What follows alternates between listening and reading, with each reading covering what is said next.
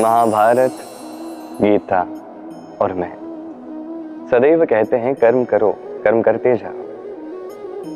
किंतु केवल कर्म करना ही पर्याप्त नहीं है। कर्म किस प्रकार से किया जा रहा है, किस दिशा में किया जा रहा है, ये समझना भी उतना ही आवश्यक है। भाग्य के भरोसे मत रहिए। भाग्य के द्वार यदि बंद हैं तो उन्हें भी आप खोल सकते हैं अपने कर्म द्वारा। अब यदि आपके मार्ग में कोई विशाल सा चट्टान आ जाए तो आप क्या करोगे? भाग्य के भरोसे बैठकर अपना माथा नहीं पीट सकते कि मेरे भाग्य में लिखा है तो ये चट्टान अपने आप यहां से चला जाएगा। नहीं, आपको कर्म करने होंगे। अपने कर्म से कुछ इस प्रकार कोलाहल मचा दीजिए कि भाग्य स्वयं आपके लिए ये द्वार खोल दे। कर्मों का कोलाहल कुछ इस प्रकार होना चाहिए कि चट्टान वो कोलाहल सुन के स्वयं आपके मार्ग से हट जाए।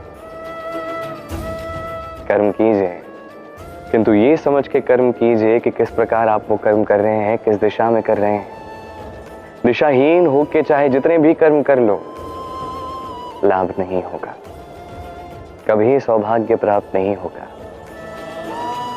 कर्म करो, समझ के करो। मनुष्य की एक समस्या है कि मनुष्य सफलता के मापदंड देखता है, लक्ष्य प्राप्ति के मापदंड देखता है और तुलना करने लगता है कि उसे तो इतना कुछ मिला, मुझे नहीं मिला। उसके पास इतना सब कुछ है, मेरे पास नहीं है। और इस तुलना के कारण वो दुखी हो जाता है, निराश हो जाता है। किंतु मैं ये प्रश्न पूछता हूं कि क्या ये उचित है? क्या तुलना करोगे संसार में आप, जहां पे सूर्य भी है, चंद्रमा भी है, दोनों विशेष हैं, दोनों अपने अपने समय पर आते हैं। दोनों में से एक भी ना हो तो हमारा जीवन कठिन हो जाएगा। अब ऐसे ही यदि आप बड़ी रेखा खींच लो तो दूसरी रेखा छोटी नहीं हो जाती, वो उतनी ही रहती है जितनी वो है। आपका अस्तित्व कभी छोटा बड़ा नहीं हो जाता। तुलना के कारण बस आपको ऐसा लगता है। यदि आपको युद्ध लड़ना है तो आपको तलवार की आवश्यकता होगी, किंतु यदि वस्त्र बुनने हैं तो इतनी बड़ी तलवार काम नहीं आएगी। तब आवश्यकता होगी एक छोटे से सुई की। तो कभी तुलना ना करें, न स्वयं को नीचा समझे, ना किसी और को। सबका सहयोग करे और तुलना करनी ही है तो स्वयं के साथ कीजिए कि कल मैं कैसा व्यक्ति था, क्या आज मैं उससे अधिक श्रेष्ठ व्यक्ति हूं। सोचिए कि आगे जाके कितना अधिक श्रेष्ठ में बन सकता। सफलता किसे नहीं चाहिए? हर कोई सफलता के पीछे भागता है। हर कोई सफलता के आने पर उत्सव मनाता है, आनंद मनाता है। किंतु यदि मैं बात करूं असफलता की, तो हर कोई दूर भागता है। कोई नहीं चाहता कि जीवन में असफलता है। कामना करते हैं कि जीवन में कभी असफलता का सामना न कर पाए। और जब यह असफलता आती है, लोग निराश हो जाते हैं, कुछ शोक में डूब जाते हैं। क्यों? इसकी कोई आवश्यकता नहीं। मुझे ज्ञात है जो मैं कह रहा हूं वो कठिन है। तनिक सोचिए, बिना असफलता के सफलता का आनंद ही क्या? जब तक दिन भर धूप में खड़े नहीं रहोगे, ताप नहीं सहोगे, तब तक सांझ की मीठी छाया का आनंद कैसे ले पाओ, उसका महत्व कैसे जान पाओ? यही होता है सफलता और असफलता। सफलता पाने के लिए असफलता बहुत ही महत्वपूर्ण होती है। समस्या तब आरंभ होती है जब हम केवल सफलता और आनंद के लिए सज्ज रहते हैं, कठिनाइयों के लिए नहीं, असफलता के लिए नहीं। असफलता का सामना करने के लिए स्वयं को प्रशिक्षित नहीं कर पाते। एक साधारण सी बात है जो आपको आत्मसात करनी है।